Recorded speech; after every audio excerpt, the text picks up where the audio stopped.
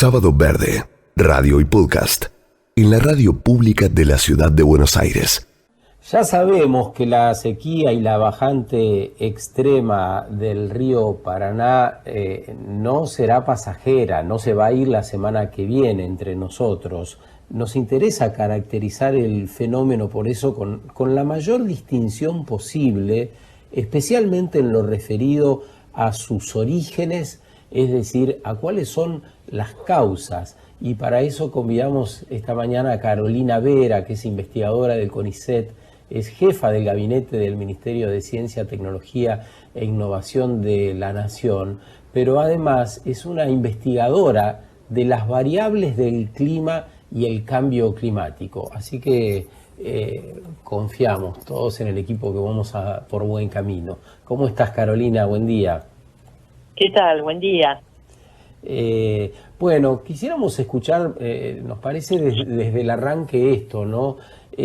¿Por qué está faltando el agua? ¿Hacia dónde hay que mirar? ¿A qué parte de la cuenca? ¿Qué ríos? ¿Qué países? Bueno, como vos bien mencionaste, este no es un fenómeno de corta duración, ¿no? Y para poder entender sus causas nos tendríamos que ir 2 años atrás.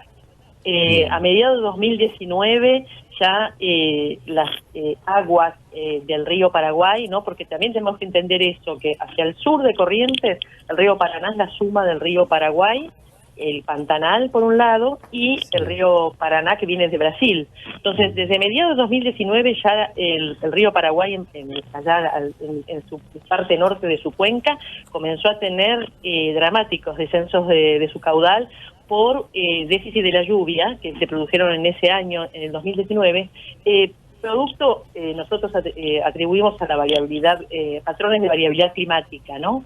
Que luego se sumó en el 2020 la disminución de los caudales por disminución de la lluvia de el río Paraná brasileño y el río Uruguay, y el río Iguazú, perdón. Y ahí sí empezó a actuar el fenómeno de la Niña, ¿no? Mediados de 2020 hasta la fecha. Entonces, desde ese momento es lógico, hacia la parte sur, ¿no? De la cuenca, primero tuvo una disminución en el 2019 el caudal, y después del 2020 hasta la fecha esta dramática bajante que estamos viendo, ¿no? Y entonces, lamentablemente yo digo, eso fue una combinación de eventos climáticos desafortunados, ¿no? Que se dieron consecutivamente en el término de 2 años. ¿Se prevén lluvias ahí en el Paraná y en el Paraguay en los próximos meses? Las probabilidades son bajas. Nosotros estamos teniendo esporádicamente que llueve, ¿no? Pero llueve muy poco. Llueve porque el clima es muy complejo, tiene muchas variabilidades que pueden hacer llover también un poquito, pero no es suficiente, ¿no? Para recargar esta gran cuenca hay que tener en cuenta los miles de kilómetros que estamos hablando, ¿no? Estamos hablando desde el estado de San Pablo, un poquito más en Brasil hasta Buenos Aires. Entonces realmente se necesitan que llueva en abundancia. Y hay 2 factores que están jugando en contra. Por un lado, la estación seca. En la parte norte de la cuenca Paraná y Paraguay, en la parte brasileña y paraguaya, en el invierno es naturalmente la estación seca, no llueve, llueve muy poco. Entonces, no podemos esperar que llueva en esas partes de la cuenca del Paraná hasta octubre, por lo menos, si hubiera condiciones normales. Pero las perspectivas climáticas que se elaboran en conjunto entre nuestro Instituto CIMA y el Servicio Meteorológico y otras instituciones, prevén que las condiciones de déficit de lluvia van a continuar en la primavera, y es muy probable que continúen en el verano, porque lamentablemente también la Niña, que parecía que estaba finalizada, ha comenzado a emerger. Entonces hay probabilidades de seguir teniendo escenarios tipo Niña, ¿no? Entonces, excepto que el clima nos depare alguna sorpresa, ¿no? Que hay veces que eso puede pasar por su naturaleza caótica, no hay en las previsiones indicios de que esto vaya a cambiar en los próximos 3-6 meses. ¿Qué tal, Carolina? Cruz Roax te saluda. Buen día. ¿Qué tal? ¿Cómo estás, Cruz? Bien, muy bien. Hay varias preguntas que se van abriendo a medida que te escuchamos. Una primera, sí, medio que a modo de paréntesis, porque sería ir cambiando un poco los temas, pero y salirnos un ratito del Paraná, pero mencionás que por ahí en primavera y verano podemos encontrarnos con un clima un tanto más, o un tiempo más seco. Esto, digamos, ya tendríamos que empezar a prevenir que hay una posibilidad de que se repliquen los focos de calor y posibles focos de incendio. Y sí, en general, en condiciones secas, en el invierno el tema de las olas de calor no se sienten tanto, ¿no? Porque en el fondo nosotros como sociedad lo vemos como amigables, ¿no? Pero es verdad, cuando supera la temperatura del invierno los 20 grados, que parece una ola de calor, no nos afecta tanto, pero sí en la primavera y en el verano, ya esas olas de calor pueden ser que ocurran y ser intensas, ¿no? Porque en general en esta zona hay una relación inversa entre la lluvia y la temperatura, justamente. Y por otra parte también hay condiciones propicias para el desarrollo de incendios, ¿no? No hay duda, esas son lo que nosotros llamamos eventos compuestos, ¿no? Eventos combinados, que exacerban los impactos. Se están estudiando mucho estas combinaciones. En ese sentido, bueno, ya tenemos el desafío de poder pensar a un corto o mediano plazo, digamos, entendiendo o atendiendo cuáles son los fenómenos que se vienen y las posibles consecuencias. Ahora, volviendo al Paraná, sobre lo que estás mencionando, bueno, apareció un hilo de Twitter que has publicado, que la verdad es que aclaró muchísimo, bajó las especulaciones, las posverdades tal vez que no estaban muy atinadas. Se le ha atribuido la bajante del Paraná a 1000 cosas, a la deforestación y los monocultivos, hasta se ha hablado de pesca, se ha hablado de represas, se ha hablado de 1000 millones de cosas, todas medio que a veces puestas en una batidora, y creo que ahí es donde perdimos un poco de claridad y este hilo que comunicaste trajo algo de eso. Y bueno, algo de lo que dijiste es que todavía falta considerar el efecto combinado sobre la cuenca de otros factores, y entre ellos sí hay la deforestación. ¿Qué podrías agregar sobre esto? Digamos, ¿cuál es la relación de la deforestación con una bajante en el río? ¿O cuál puede ser? ¿Desde dónde se lo mira? Bien, mira, lo que estabas reflexionando también me hace compartirles dos reflexiones mías. Por un lado, esto que vos decís, ¿no? Hubo una multiplicidad de atribuciones para mí, a mi criterio, muy livianas, ¿no? Estamos trabajando con situaciones muy complejas de entender, donde hay multiplicidad de factores. Entonces ahí hay que parar un poco, preguntarle a la comunidad científica y sacar conclusiones. Eso lamentablemente no pasó, pero de todas maneras esperamos contribuir en ese sentido. La otra es el tema de que pensamos todavía, a pesar de que los que estamos seguramente, les estamos escuchando este programa de radio, tenemos una preocupación por preservar el ambiente, por vivir en armonía, lo estamos ignorando, porque de alguna manera ha sido una visión muy antropocénica del problema, ¿no? Es como que las personas fueron los que la produjeron y la persona lo vamos a solucionar como si el ambiente hubiera sido pasivo. Y el clima es capaz de generar un evento como este sin la necesidad de intervención humana. Entonces esto tenemos que entenderlo, puede frustrarnos, pero es así. Entonces un vivir en armonía con el ambiente sería asumir de que este tipo de eventos pueden pasar. Entonces, ¿cómo podemos adaptarnos en armonía de nuevo con el ambiente, ¿no? Esa reflexión no quería dejar de darla porque me parece que es importante. Y con respecto al tema de la deforestación, es como vos bien decís, un fenómeno como este, en esta zona, porque esto es importante aclarar, no todos los impactos, no todas las consecuencias de deforestación, aumento de gases de efecto invernadero, disminución de ozono, ¿no? Hay varios factores, no se aplican en cada lugar del mundo de la misma manera. En esta región, en la cuenca del Paraná Plata, ¿no? Porque en el fondo esto termina en el río de la Plata junto con el Uruguay, hay tres grandes fuentes de causa, que una es la variabilidad climática, el aumento de los gases de efecto invernadero y la deforestación o uso de la tierra. La cuenca es tan grande que estos tres factores no se dan de la misma manera. Entonces, en la parte sur, ¿no? de Corrientes para abajo, si uno mira los niveles de deforestación en la cuenca del río Paraná, estoy hablando, ya se había deforestado esto desde hace más de 50 años.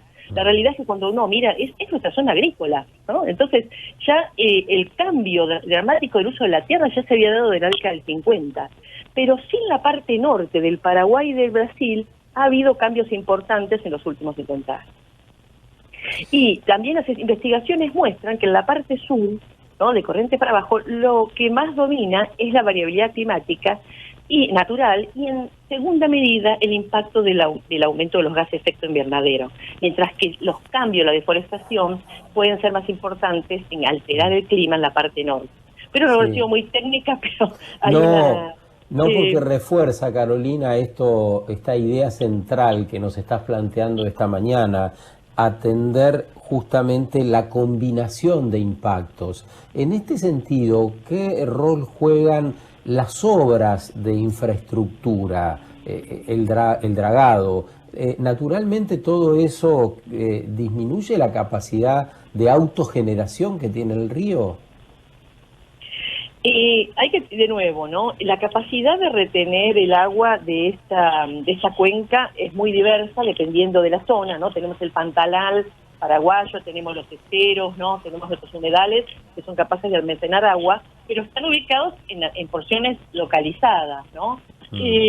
Entonces, eso, el impacto en este caso tan extremo, de tal déficit de lluvia, la bajante es digamos, el efecto más importante es lo que yo mencioné, la variabilidad natural. Después, en cada lugar, la transformación del suelo va a sumar o va a compensar, pero es muy dependiente del lugar donde estamos, ¿no? Sí, bien, o sea, la idea es, somos ínfimos frente a las variables climáticas y más que nada lo que necesitamos es tratar de adaptarnos a esto que viene. Esto es un poco la conclusión de lo que venís diciendo. Ahora, ¿cuál es el mayor costo? Porque también lo que aparece todo el tiempo es el costo de la navegabilidad, el comercio, lo que puede salir y lo que no va a poder entrar y demás. ¿Se puede dimensionar los costos de esta sequía desde otro lugar y cuáles son esas aristas que debiéramos ver? Antes que nada, vuelvo a recordar, yo soy climatóloga, pero sí, bueno, pero sí es verdad que tengo una vinculación con el tema de una manera interdisciplinaria, ¿no? Claro. Entonces, es importante, hemos identificado, ¿no?, de distintos investigadores, cuáles son las consecuencias de una bajante como esta. Por un lado está la navegabilidad, como vos mencionaste, pero también está la producción de energía hidroeléctrica, ¿no? Que eso también tiene sus consecuencias en la población. Ya hemos pasado sequías como estas en las cuales se ha comprometido el suministro de energía, ¿no? Y algo muy importante es la disponibilidad de agua. De agua potable. Exacto, las localidades ribereñas, muchas de ellas toman el agua de los ríos. Se ha tenido allí el comité de emergencia, porque estamos hablando muy poco también de qué acciones hay que encarar, ¿no? De políticas públicas estoy hablando. Y entonces el comité de emergencia que está a nivel del gobierno nacional, a través del Ministerio de Obras Públicas, están tratando de han invertido, creo que más de 100 millones de pesos en adecuar las bocas de agua, ¿no? Eso es fundamental. Y está el peligro cuando venga el calor, que ya pasó el verano pasado, de los bloom, ¿no?, la explosión de algas, de cianobacterias, que afectan la calidad del agua. No hay duda también que los ecosistemas naturales se van a ver afectados, pero de nuevo, ahí forma parte de la variabilidad natural de esos mismos, de los ecosistemas que viven en los ríos, ¿no? Los ríos, el agua sube y el agua baja. Y esto es algo, como digo, que forma parte de la naturaleza de la misma cuenca. Eso. Pienso, Carolina, en conversaciones que hemos tenido a lo largo de los años en este programa, y 2 años atrás, por ejemplo, nos explicabas cómo estaba impactando y cómo impactaría el cambio climático en los distintos espacios del suelo argentino. Y un poco aprovechando esa facultad que tenés para explicar cosas complejas de una manera tan clara, si pensamos en el clima, en la climatología, algo que es tan complejo para nosotros, ¿qué debería ser de conocimiento público? ¿Qué información debiera empezar a conocer una argentina o un argentino referido a este tema? Mira, con respecto, sigamos no concentrando en la cuenca de lo que ocurre en la cuenca del Paraná-Plata, ¿no? Que creo que es muy rico. Y entonces, nuestras investigaciones han mostrado que hasta que lo que hemos observado hasta el momento, ¿no? Mirando para atrás, los últimos 50, 100 años, inclusive 700 años, si vamos al paleoclima, es que la variabilidad de la lluvia y por ende los caudales en la zona tiene lo que llamamos variaciones interanuales, ¿no? Un año en otro, pero también multidecadales, ¿no? Como que hay décadas, por ejemplo, entre el 70 y el 2000, que han sido más húmedas, con más caudales, y después del 2000 estamos en un periodo que quizás los caudales no son tan abundantes por producto de la variedad natural. Pero el aumento de los gases de efecto invernadero lleva a toda esta región a una tendencia a mayores precipitaciones y a mayores caudales. Es por eso que si hubiéramos tenido una inundación, ¿no? Porque las tendencias de lo que llamamos las sequías hidrológicas, las bajantes, han ido en disminución. Entonces, si hubiéramos estado en un proceso de inundación o de lluvias extremas, yo hubiera especulado, decir, bueno, el aumento de los gases de efecto invernadero seguramente ha tenido una responsabilidad. Pero en el caso de una bajante, es como que va en contra de la señal que hemos atribuido al cambio climático, el aumento de gases de efecto invernadero.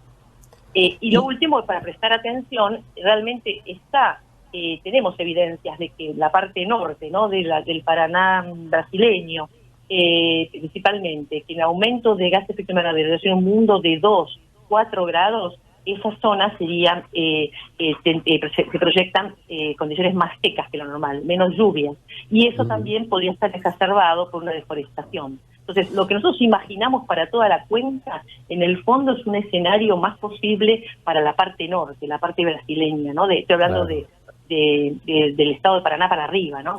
El estado de San Pablo y demás. ¿Qué podrías explicarnos sobre los ríos voladores, esos que vienen de Brasil? ¿Qué pasó con eso? Me encanta, ojo, ¿por qué me río yo? Porque nosotros eso en la meteorología lo llamamos la corriente en chorro en capas bajas, ¿no? Pero no me digas que no es un nombre hermoso, ríos voladores. Sí, no.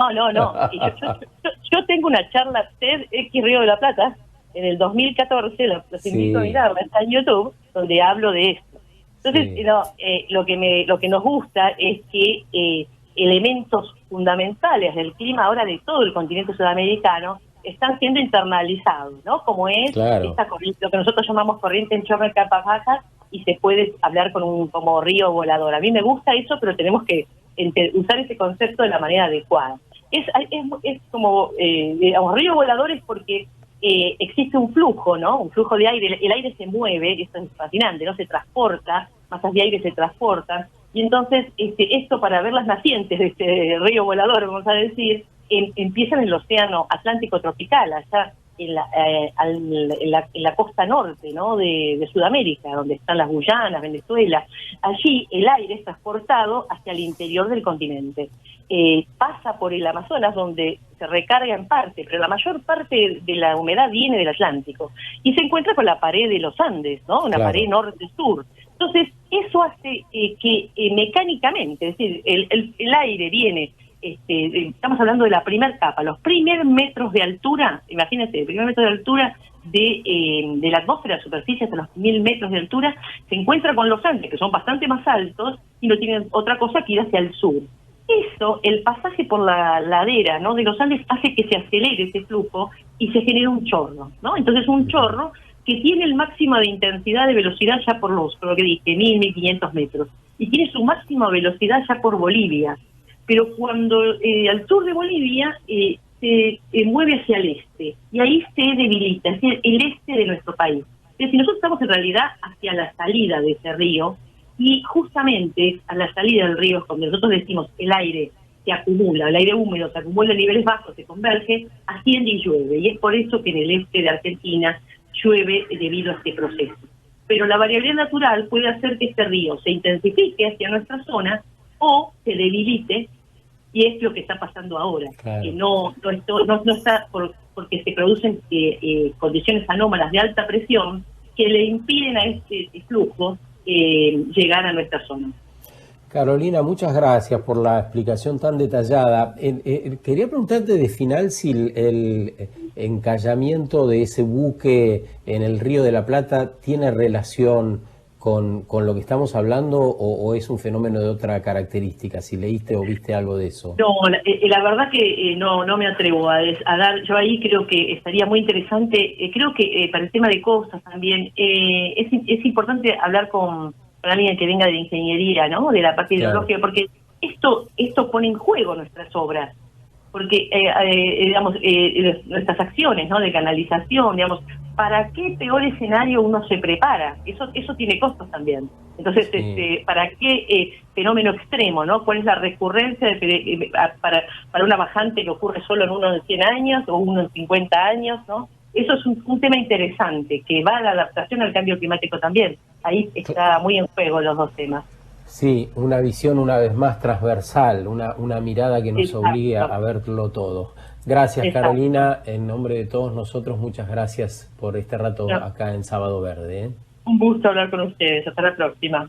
Igualmente, Carolina Vera, investigadora del CONICET, es la jefa de gabinete del Ministerio de Ciencia, Tecnología e Innovación de la Nación y es especialista en esto que hemos venido hablando, ¿no? En las variables del clima y también del cambio climático que relaciona tan bien y que a nosotros nos parece que pone la discusión en el justo término. Sábado Verde, radio y podcast, en la radio pública de la Ciudad de Buenos Aires.